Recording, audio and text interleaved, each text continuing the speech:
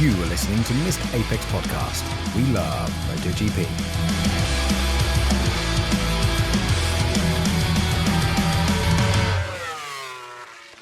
Hello and welcome to Mr. Apex MotoGP Podcast. This is a show put together by MotoGP fans pretending to be experts.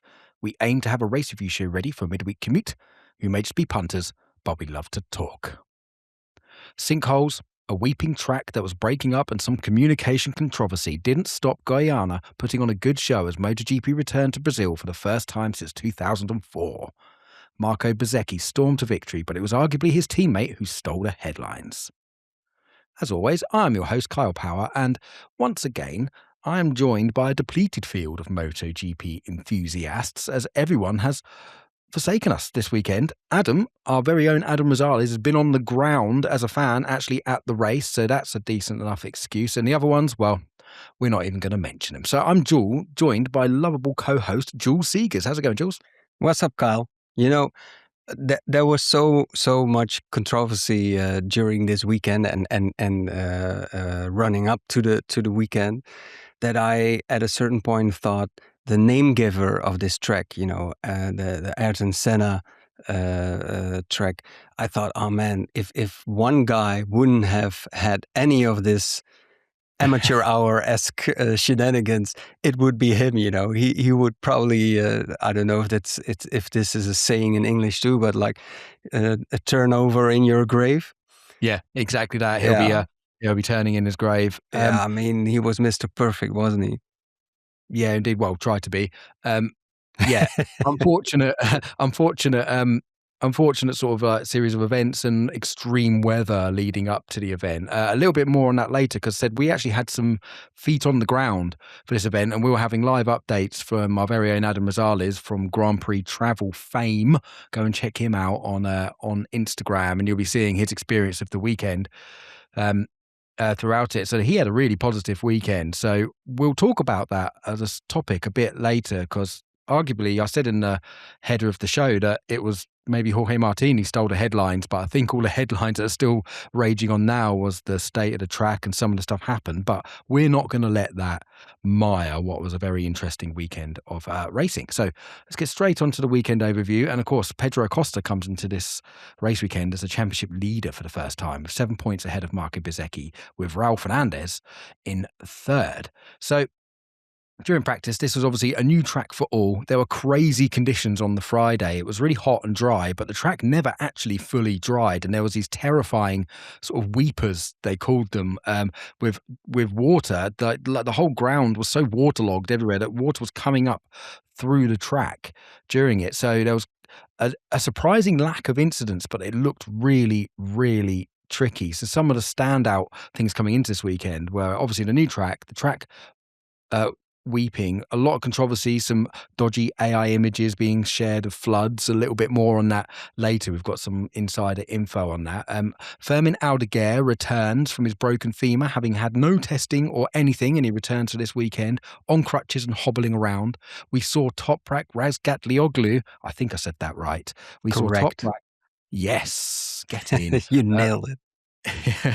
We saw Toprak up in P3, I think, in practice and getting straight through to Q2, which is amazing, absolutely amazing to see.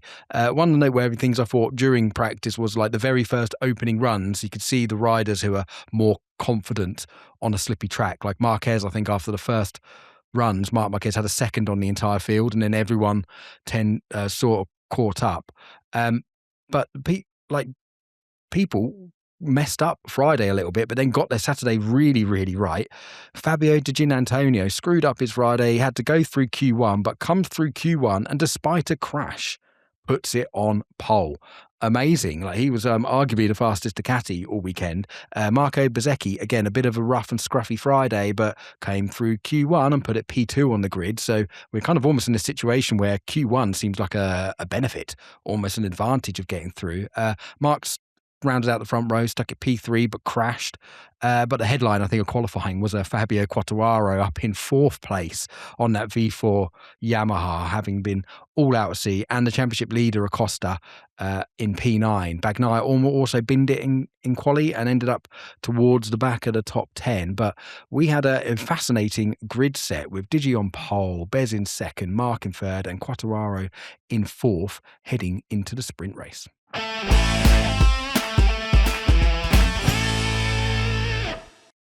Onto the sprint review, and Jules, massively delayed start by this sinkhole that was on the front. And when I initially saw this, I saw a guy standing in it up to his waist. I'm like, there's no way. There's no way this race is going to start. So amazing effort from the organisers to get it underway. Yeah, I mean, we've seen things in the past few years in other motorsports as well. But to have a sinkhole in the middle of the track, that was a new one for me at least. And when you see that and when you read up on it, the news starts dripping in about it. You think, okay, that's it for today and maybe for the whole weekend. And what a shame to come back to Brazil in this kind of fashion. But somehow they rolled in the big concrete truck and they started pouring in into that hole, and I was like, okay, how deep is this one, but they filled it in, and the only thing that I thought afterwards is like, how do they know the earth doesn't start to sink in other places as well, or does it sink further? And I mean, I thought this is so risky. Just pour the concrete in, make it flat with the rest of the surface, and then thumbs up, good luck, and that's an odd thing, I thought. Yeah, it looked really strange. I think they filled it with aggregate. So I think apparently it was like a drain that had collapsed underneath there. And I think they did an amazing job. And you see how thick the tarmac was in some of the images, and it's all being shared. So despite all the negativity, I just want to give props to the organisers and their ground workers. Definitely. Just amazing. Because you saw the dawn of people standing around watching one or two guys working in the hole. Imagine being one of those two guys, you must be sweating like crazy. The whole world is watching. I mean, because they didn't show it on the international live feed, but there were, of course, people in the stands, just filming this and live streaming this, so everybody could see. But yeah, massive props to those two guys.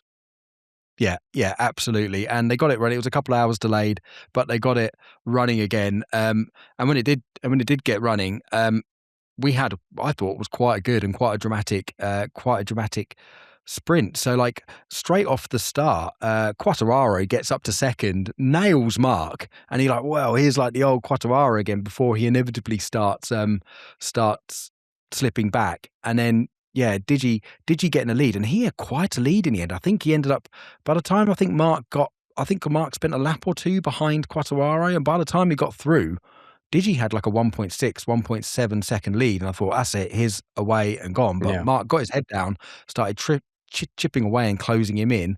As soon as we started seeing him closing in, I was like, well, surely it's a foregone conclusion. But I don't think it was that much of a foregone conclusion, was it, Jules? Because Digi was super strong. I thought it showed, like the Sunday showed as well, that last season you always had the feeling like, okay, Mark is sitting this one out for the first half of the race. He's measuring the guy in front up, and then when he feels it's time, or when he's fed up, or if the other guy makes a mistake anyway, I'm going past, I'm pulling a gap, and that's it. I'm gonna finish this race like I can. And I thought this weekend, and I think also in Thailand, you could see that he really had to work for it, and that when he eventually passed Digi, he wasn't able to just pull away like we've seen him last season. So it tells me that his bike isn't doesn't have the overspeed or the overcapacity like he had last season. Mm-hmm. Yeah, and also I think maybe his own body as well, because I still think, and I said this in the last time, Mark's not in great physical shape, I don't think, and I think it's worse than he's actually letting on. He made a comment, I think, after the sprint, or was it Friday, where he said, "For the first time, I've managed to train 2 consecutive days because I Yeah. couldn't manage to do this because his body wasn't up to it." So he was, yeah, it was quite surprising, and you could see it wasn't a very dominant performance for him. Once he got into his groove, he had great pace, but he didn't actually manage to make the pass on Digi. It was Digi making a mistake, which I think he was Yeah. furious with himself of just Yeah. going slightly wide, and then Mark got him on air, but then Mark couldn't drop Digi at all, and Digi closed right in, No. and I was amazed that he didn't throw it up the inside because it looked like he was really trying on that last lap. Yeah, I think what we could see is that it was a really difficult track to overtake. And the end of the pit straight was the opportunity, or in the infield, like Mark showed us on Sunday, you could do it, but you could see Digi looking for opportunities, and they didn't come. And that's what I meant a few minutes ago.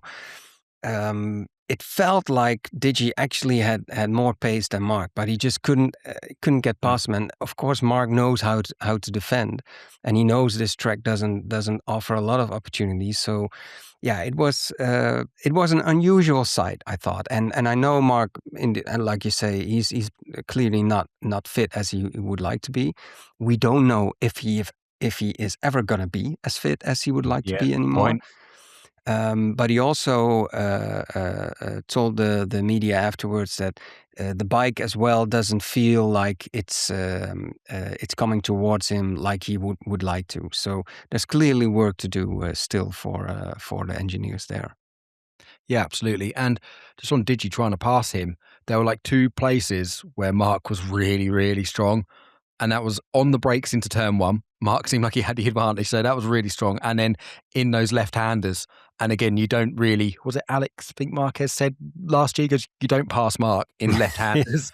He goes, Yeah. "You just don't do it." So that kind of stumped Digi a little bit because Digi had a run, I think it was going on to the penultimate lap going into turn 1, and we had like the overhead shot on the world feed, and you can see how late Mark braked, and the Yeah. bike was bucking, and I was like, "Oh, surely he's going to tuck the front," but he got it pulled over, so it looked almost impossible for Digi to come back. And you could see him when he come out the final corner, because Digi was much stronger than Mark in the final corner. You could see it. Mark was Yeah. losing out, and did you see Digi, if it was on the final lap, like smacking his Yeah, head yeah, up? yeah, yeah, yeah. Yeah, he knew it was over. Yeah, yeah, yeah. He Yeah, like, didn't. He had a great exit in the penultimate lap, going into the last lap, and the lap after that, I think he thought like, okay, now I'm gonna do it, but he didn't have the great exit he had the lap before, and you could indeed see he bowing his head, and yeah.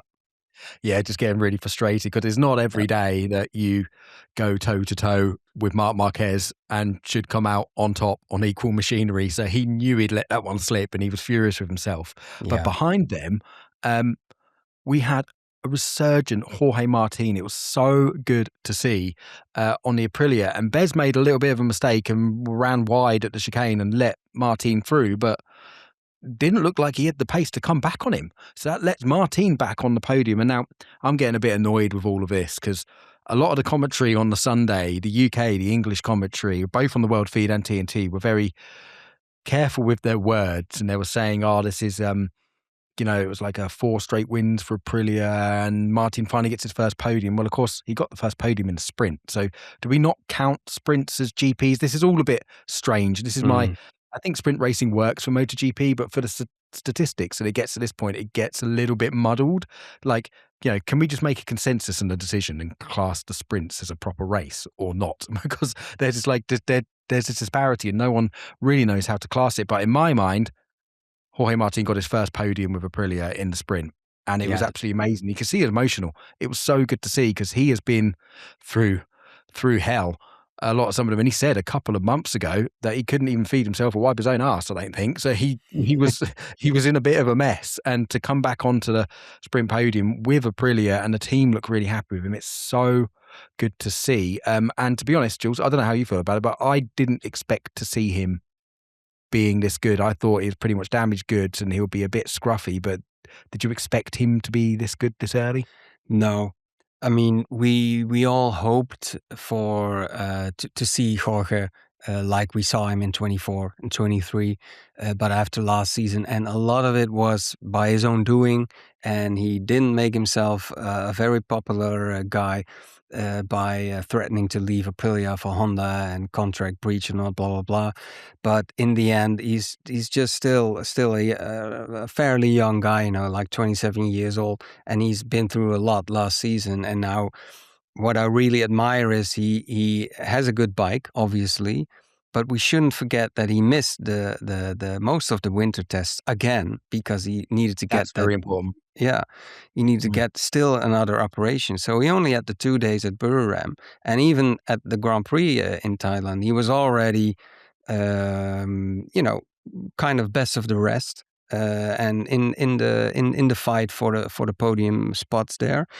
So to seem like this already in the second weekend, and you know, like you said, it didn't really feel once he got into P3 in the sprint.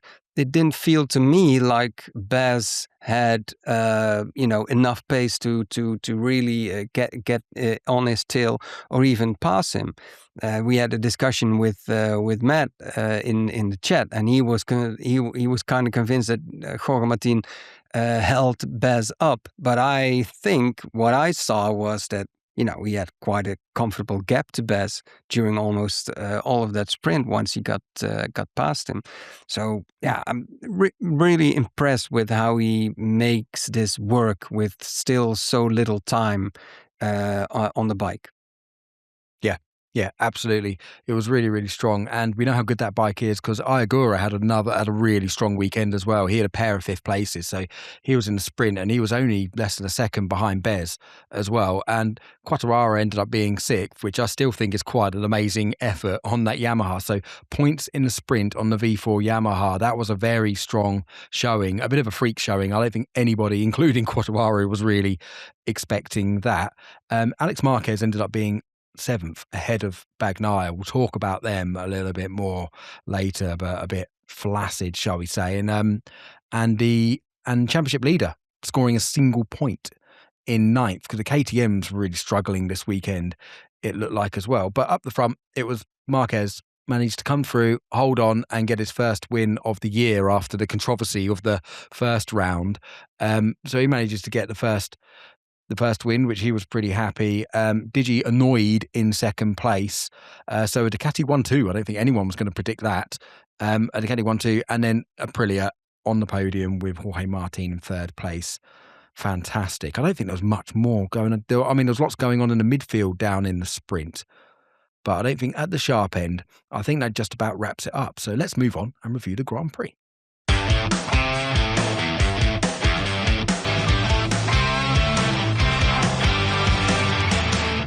So on to the Grand Prix review then. And as usual, we like to break these up into some subjects and talk about some teams and split them all up. And well, we have to start on the first one. That's Bez the Brilliant and Aprilia. 4 Grand Prix wins on the bounce now.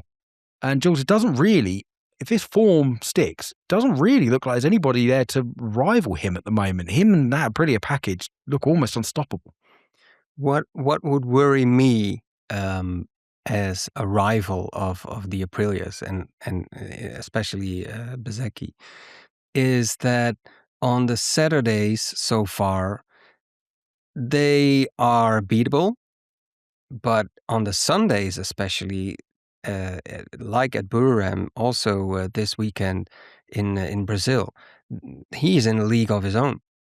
I mean, he's taking off once he's in P1, which in this case was again from the front to the end of the race.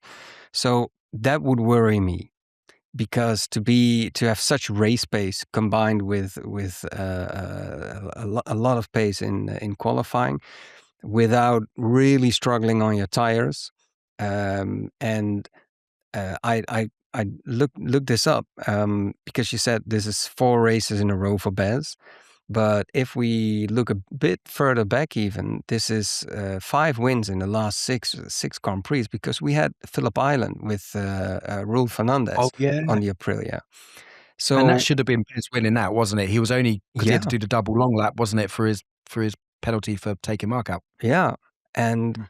you know, you hear people saying, "Ah, well, we still have to wait and see, and we'll see by the time we get to Jerez to really see who's where and what the deal is with Ducati to compared to the Aprilia." But if you look at the tracks that they've really what's the word for this?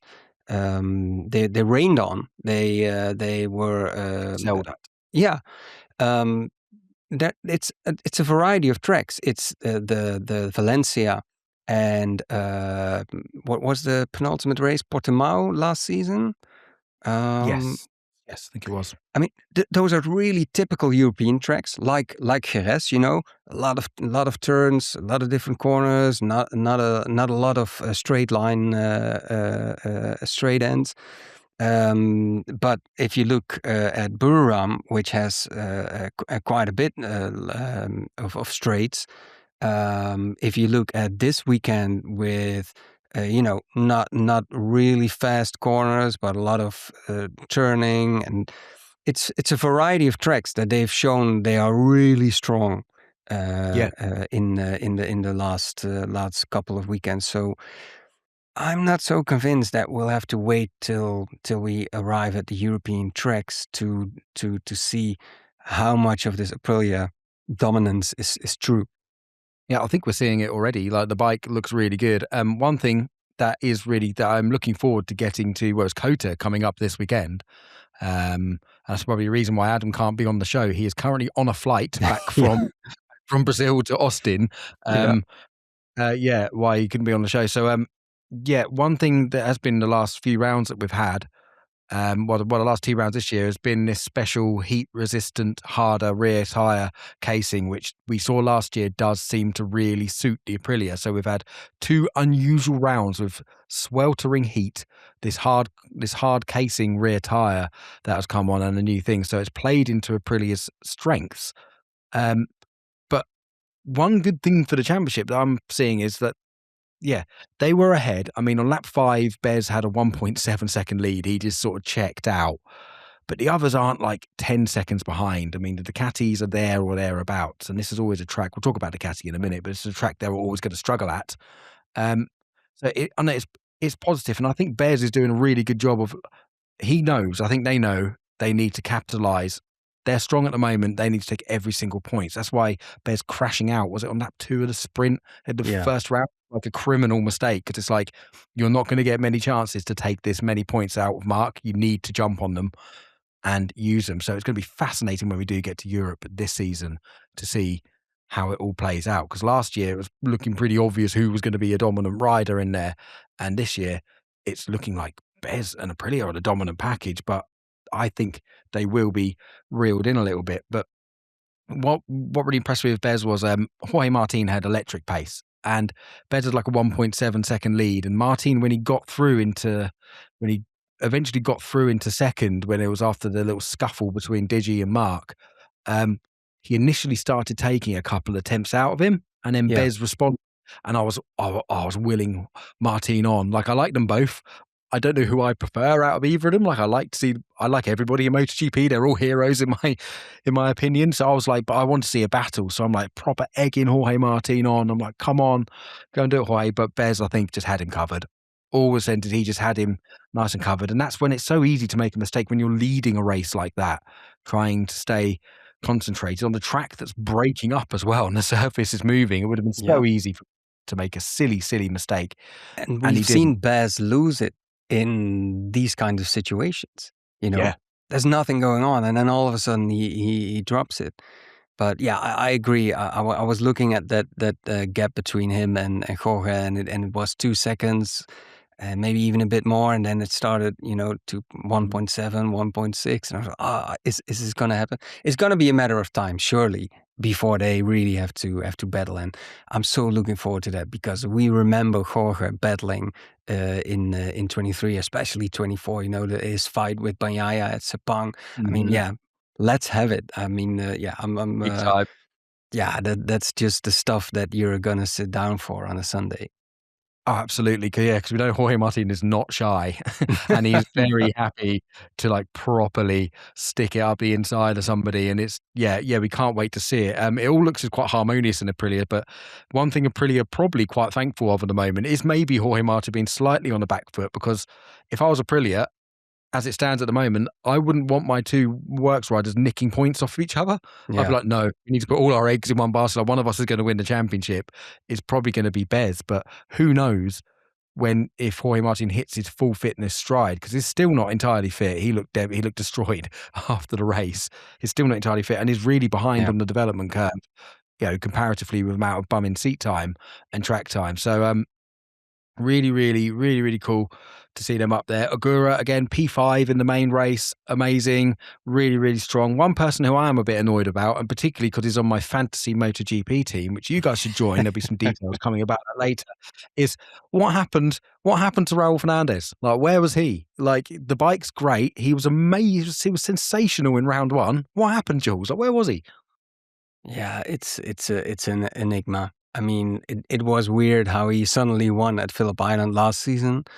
And contrary to earlier season, he has had a full winter of testing. He didn't get injured or anything, and he clearly has the best bike of the moment underneath him. I mean, if you look at what Ogura can do, the Trackhouse is up there with the factory bikes. It is the same spec, so it's really weird, and it had me thinking about last year. Fernandez had a really slow opening first half of the season, and he complained that he just couldn't like string the sectors together. Like he would have like sector 1 and 2 of the lap good or okay, but then he would drop it somewhere later in the lap, and he just couldn't string it together, and he really started to self-doubt himself, like, can I even still do it? That's why the win at Phillip Island meant so much to him, Yeah, as and maybe wasn't it some of us Brivio who remember. gave him a bit of a pep talk? I think it was Yeah, Brivio, wasn't it? He gave him a bit of a pep talk and sorted his head out. I think they just need to give him yeah, some Ritalin. Get him on the Ritalin, get him to concentrate and focus and string it yeah, all together, and then he's really, really good. yeah. So and it felt like last season he just started doing enough just in time to secure his seat, really. But yeah, I mean, the guy must be banging his head to the wall, seeing the other Aprilias right up there. And yeah, it's weird. It's I odd. mean, It's odd. yeah, yeah, Everyone's allowed like a rough weekend, but like he had a P12 in the sprint out the points and a P10 in the Grand Prix. I expected more for him, particularly because he's in my fantasy MotoGP team. Nice from yeah, Raul and screwing up my for screwing up my points. yeah, but and in Thailand, he was more or less up there. He was. I don't know if you remember. He was really, I think, making up a couple of positions on the Sunday. Even he was in the top 10 easily. Oh So no, yeah, he was like the second fastest in the thing. He was third in yeah, the sprint, and he yeah, was well, he was third in the Grand Prix as well. So he had a pair of yeah. He podiums. was even on the He was podium. That was right it. there. Which is why I expected more from him this Yeah, weekend, but yeah. never mind. We're all out a bit of a wobble weekend. Can I say Okay, let's one move more on from thing about Aprilia go on then. or Go on then. Jorge? I mean, he had a double. Jorge Martin had a double podium this weekend, right? Yep. And it just reminded me, like, yeah, this was Mr. Consistency in his championship winning season, wasn't he? I mean, Yeah, it was Mr. Sprint. Yeah. yeah. So imagine if Baz keeps having these moments like he had in Thailand, and he's had before, and just imagine Jorge, just being right up there, Mm. maybe grabbing what Bez leaves behind for him, or I mean, it gave me the feeling that we had about him in 24 when he won the title. Like, he's just consistent, and if he's not winning, he's second. Okay, Yeah. I'm getting carried away. I know this is only one weekend, but I'm here for it. We'll see. It's positive signs, positive signs. So Yeah, we'll move on from Aprilia. We'll go on to our second topic, and that's Digi D'Antonio, I think, needs a bit of love, and he was flying the Ducati flag this weekend. So we'll quickly whiz through the Ducati's end. So obviously Digi pole, P2 in the sprint, and nicking the podium off Mark in the end, P3 in the race. So obviously in the main race, obviously it was Bez winning, Jorge Martin clear second, but then Digi put in being the lead Ducati all weekend, really, which I think was a bit of a surprise. He is obviously on the GP26. He is a factory rider in the VR46 team. There was a great little battle with Mark. I love it between these two. There is no love lost between these two. They don't particularly get on. And you can see the first move that Digi stuck on him. I did actually have it noted on the lap, so I'm not sure what actually lap it was. I think it was like lap 5 or 6 where I think Digi stuffed it up the inside of Mark, bumped him wide. They both went wide, and then Jorge Martin slipped through and got into second. Second, he wouldn't relinquish. And then Mark basically sat behind Digi, and you knew there was going to be some payback coming at some point. And what I think so impressive about Digi in this, so Mark obviously shoved it up the inside of a left-hander where he's really strong. I loved how Digi didn't even flinch. He leaned into him more. And there's that great slow-mo with like Digi's like elbow on Mark's fairing as they lean in. Really, really good racing. But yeah, these two don't particularly like each other. Yeah, what's the history between them then? I think they've had a few little spats in the press, and of course it's the VR46 stable versus the Marquez's, the Spanish versus Italian thing again. But even though Digi isn't actually a VR46 Academy rider, he's just in there. But for some reason, he's always. I don't think they like hate each other. I don't think they send each other Christmas cards. Put it that way. So, and Digi is a tough fighter, and him and Mark have had a couple of big old battles previously, but it's nice none of them own it. Digi said it was a good battle at the end of it. He did have to say as well, I knew it was going to be a bit rough, or I knew it was going to be some contact with Mark, because Mark did give him a bit of payback for pushing them wide. That was really good. And then Mark got past again, so Digi really strong, end up being P3, sorry, and he is actually doing pretty well. He's now lead Ducati in the championship in P4. So Digi really, really strong weekend from him. But we'll move on to like Mark then, because Mark was going to be obviously sprint win, pretty happy. He made a comment which I thought was quite kind of went a little bit unnoticed, but I thought was quite poignant when he said it after, I think it was even after sprint or maybe quali. He was like, "We are defending well," i.e. he knows he's going to be hemorrhaging points in these first couple of rounds with his body condition. He knew this track on paper is an anti-Mark track. Lots of fast right-handers, loads of right-handers, only 2 left-handers. This is like the anti-Mark track. So to pick up a sprint win and P4 in the race, I think he's pretty happy. He's only 22 points from the lead. And yeah, that was a telling comment. We are defending well. He knew he'd be on the back foot here. And I think he was pretty happy. But while he had lost the podium, he reckoned that he hit the bit of the track that was breaking up. Almost lost the front, and you see him put it wide in the curb, but then he did lose the front, and he was like, yeah, right, that's it. I'm not going to take any risks. Because, one thing we haven't mentioned, actually, it was the race was reduced, wasn't it, for 31 laps to 23. And I think Mark actually, this could go 2 ways, because Mark's usually best on worn tyres, but also his physical condition is struggling. So I think he would have been pretty happy with that. Do you think he could have got much more out of it? I don't. I think he'll be leaving Brazil a happy man. Yeah, it sounds like he's on damage limitation mode for these first couple of races. I think after Austin we have a 3-week break. And I think he just needs to gets through these first couple of races. He's not doing bad. I mean, he's bagged his first win. Buriram wasn't that bad for him, and of course, finishing P4 could be worse as well. And I think especially if the mistake he made, or when he went wide in that turn where he said, "Yeah, that's where I hit one of those rough patches," and Digi regained P3.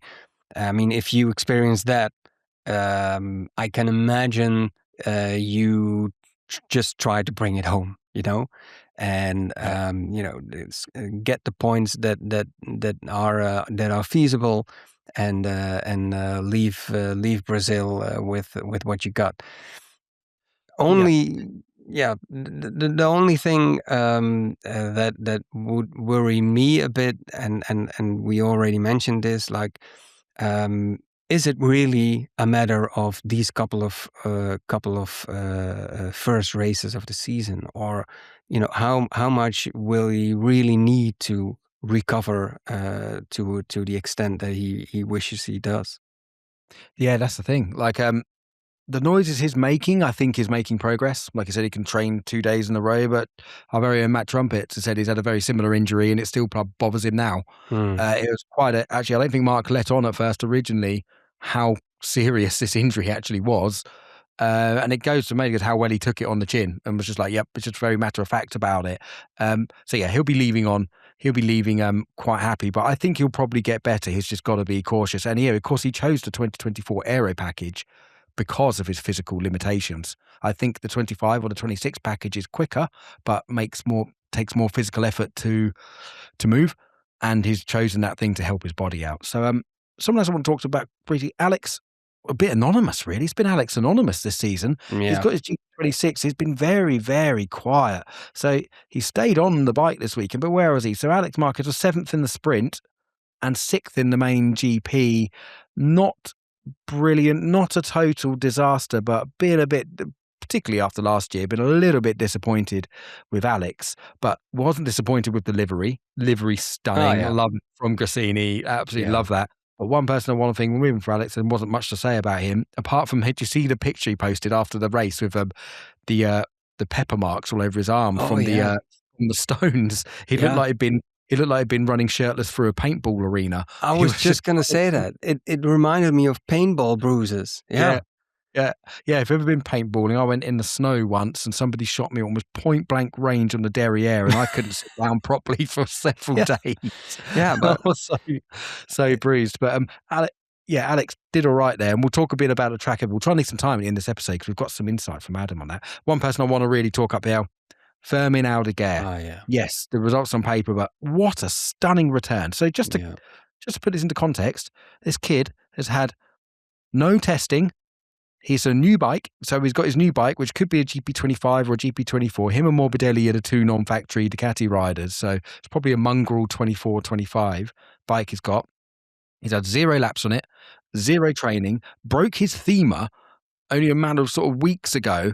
That's like the worst bone you could break. He's on crutches hobbling around the paddock. Qualified P7, got a terrible lawn for the sprint and that went out. He just spun up on the thing, but P8 in the main Grand Prix, and he was ahead of Pecco Bagnaia on merit before Bagnaia crashed out. I don't think the numbers do it justice. I was just gobsmacked. What an incredible debut. Like, this should be his first test session. He should be last, and by a long way. And turn around, like, Jules, like, how impressed were you with that performance from Fermin? Everything you just summed up makes it crazy that he was as high up as he was. But even last season, which was his rookie season, and he was on a really good bike. He had weekends and where he would be there, but not really, in the top 10 or making real impressions. It took him quite a while, as a rookie is allowed to really make his mark, which he eventually obviously did. But how do you after months of no riding, breaking your upper leg, no testing, as you said, new bike, and to be on pace, like that at a track you've never ridden on as well. We shouldn't forget that. Yeah. Yeah, I mean, it's super impressive. And the way he can't take risks. It was treacherous, tricky conditions, and he cannot afford to crash again and crash on that leg again. And it seemed like him riding well within himself was that amount of pace. That's really, really positive. Yeah, especially like you said, he was still on crutches, I mean, if you can't walk properly, and then you decide, but let's race a MotoGP bike, I mean, you must be scared. Like that, you must be scared to what if I crash and if I fall on that side. I mean, This guy. I mean, Yeah, we talk about Jack Miller being able to switch his brain off, but yeah. Wow, Aldeguer must have that quality as well. absolutely crazy. We've waffled on for far too long, and I realised I've just seen what the time of the show was. Let's move on quickly. I want to Yeah. just touch on Bagnaia. Mm. WTF. Oh my Yeah. God. Like I said, he was behind Aldeguer. Bagnaia crashed out. Another total disaster weekend, really, just like 2025. But the difference being now, he says he's happy with the bike. The bike's fine. It's working.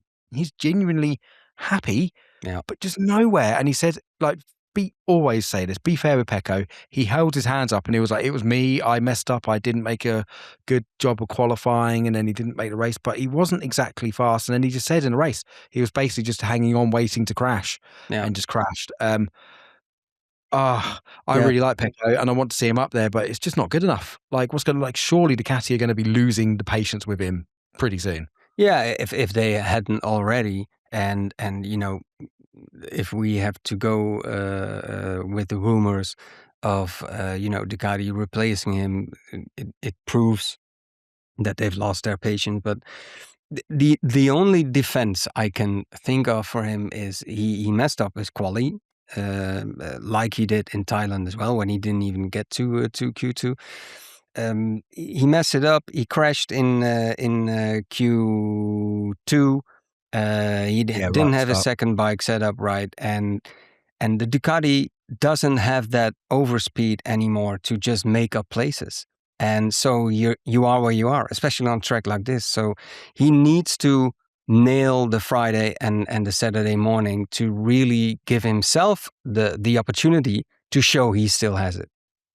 Yeah, absolutely. And just like Pecco Bagnaia needs to nail the Friday and the Saturday, we need to nail some decent content for this podcast. So if you are enjoying the show, then why not give us a like or a favourable rating on your podcast platform of choice? Maybe you have some suggestions or general feedback. Then you can send us an email to mrapexmoto@gmail.com. That's mrapexmoto@gmail.com. And why not join our MotoGP Fantasy League? As you've already heard, I'm proving myself to be a bit useless at this. So if you have half a brain cell, why not sign up to our league and come and beat me and show me up? Because me and Danny, we're taking a spanking on that league. So come and join us. The details will be in the show description. I don't know why I'm pointing like this. It will be in the show description and in the show notes somewhere. Our wonderful producer, Steve, will drop them into the show notes. So why not give the show a follow and come and join us for our MotoGP Fantasy League.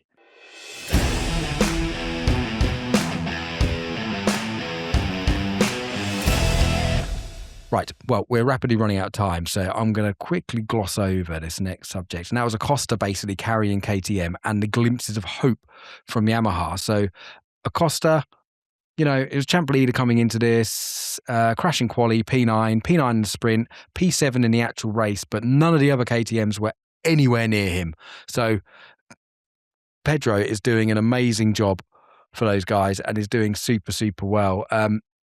Because Maverick Vinales, who showed them the way last year, was last. Like, he's completely last and totally lost on pace. We know Maverick is completely a bit of an enigma. Someone needs to put 20p into him to get him to thing. We thought Jorge Lorenzo would be doing that. Lorenzo wasn't with him this weekend because Lorenzo doesn't like paying for his own airplane tickets, it would seem, which is why he wasn't there.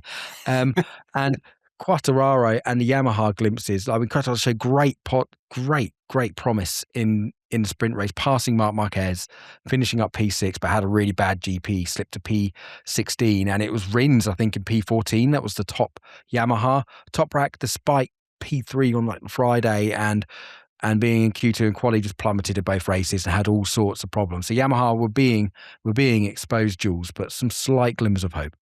Yeah, I mean, they have taken a lot of bad publicity. Family-friendly show. But if you look at it from a positive side, I mean, this is a totally new bike for them. It's the second race of the season. And if a guy like Fabio can pull this out of the machine, on the Saturday, I mean, yeah, if Jorge Martin is going to sign for Yamaha, it's still a huge gamble and it's not looking great. But on the other hand, if a guy like that of Fabio's quality, and I think Jorge, is maybe not of that quality, but he's nearing it. It's not totally hopeless. So I thought it was, let's hope they can build from that. Yeah, absolutely. And yeah, the rumors that Jorge Martinez signed for Yamaha are just Jorge, you fool. Some honourable mentions I want to move on to now. Diogo Moreira, home Grand Prix, very strong. He's on a difficult bike, rookie. He always sideswipes me at how young he looks. He looks so young and innocent. I'm just, someone give him a hug and a cup of Horlicks and look after him. He looks really, really young, but he's wrestling a MotoGP bike around. He's doing amazing. He showed great pace all weekend. He was P10 in the sprint, just missed out on points, P13 in the main race, but he was showing pace, and that bike is difficult. Mir binned it twice. It's a very crashable bike. I think Zarco was down in the main race, or was it the sprint? Zarco binned it. It was, so really positive from Moreira, deserves a little bit of love there. So what I want to finish on talking about the actual venue and the race. There's been a lot of talk. There's been a lot of controversy around it. We actually had our very own Adam Rosales of Grand Prix Travel fame on the ground, the absolute lunatic. He was at Melbourne for the Formula One. He's gone back home to Austin. He's now flown out to Brazil to this race and is flying back to Austin and will be at Austin Grand Prix this weekend. He has made a new friend in he was talking to some of the Dorna staff and the director of communications in the airport. So I think Adam's sniffing out maybe getting a free ticket. But if he doesn't get an invite anywhere, Adam, I believe, will be in the Turn 15 grandstand at COTA. Go and check out his Instagram. It's Grand Prix Travel, I believe, on Instagram, and send him a DM if you want to hook up. He's a lovely guy. Don't believe the rumours you hear about him. He's a nice guy. He's decent. Go meet up and give Adam and Missed Apex some love if you see it, and give his Grand Prix Travel Reddit a bit of love, because it's amazing work that he does there. Really, really impressive. But we've got some message here from Adam on the ground. So we saw, obviously, there was some AI images and images being shared around of the flood before. We have to say, to defend the circuit and the venue, the weather coming up to this event was horrendous. There's been monsoon. There was so much storm, so much groundwater. So This is from Adam. So he's on my flight to Guyana, I'm sorry if I keep murdering it. He goes, I spoke to the Dorna director of communication and social media. I was told the circuit just happens to have killed the power to the drain sump pumps during the storm a few days prior. And this is when the photo was circulated saying that it was really flooded. It was clearly AI. Some of the photos, it just looks ridiculous, but it was true. There was quite a bit of a flood. When Dorna saw this, they turned the pumps on. And the flood was gone within about 30 minutes, and they cleared the flood. So if the pumps hadn't been off, the circuit wouldn't have flooded at all. And you have to question whether that was causing some of the track to break up as well. Because not only did they have the flooding, they then had the extreme temperatures. And Adam was messaging us saying he's hiding in a tent, an hospitality tent, trying to get some shaded areas because the heat was absolutely extreme. But Adam had a really positive thing from a fan experience. He was like, there was no wait for the bathrooms. There was a minimum wait for food and drinks. The food and drinks looked really good as well. He was showing us pictures of beer and steak. And a lot of steak. Yeah. A lot of steak for only $14. If that was in the UK, that would cost a second mortgage. It looked amazing.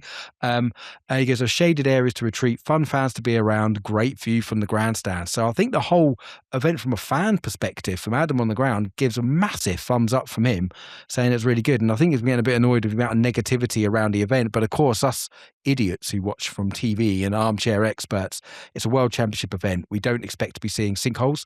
And where the track was delayed, we have to mention quickly, the sprint was delayed, but the actual main race was reduced by 8 laps. They took a third off the race distance pretty much because the track was breaking up. And apparently it was Mark Marquez and Johan Mir on their sighting laps to the grid went and reported back saying the track's breaking up round about this chicane.